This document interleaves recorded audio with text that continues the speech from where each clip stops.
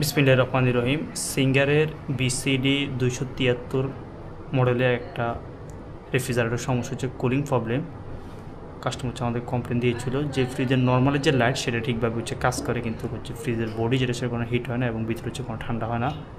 অতঃপর এসে হচ্ছে আমরা চেক করি, আমরা পাওয়ার দিই, পাওয়ার দেওয়ার সাথে সাথে হচ্ছে ওভারলোড যেটা সেটা টিপ করে।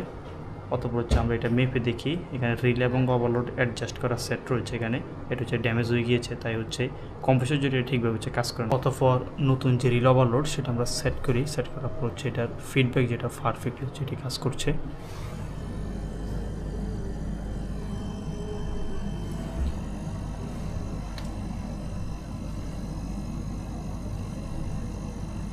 ভিতরে কুলিং যেটা এটা মোটামুটি সাইকেল ঘুরে তারপরে পারফেক্টভাবে হচ্ছে।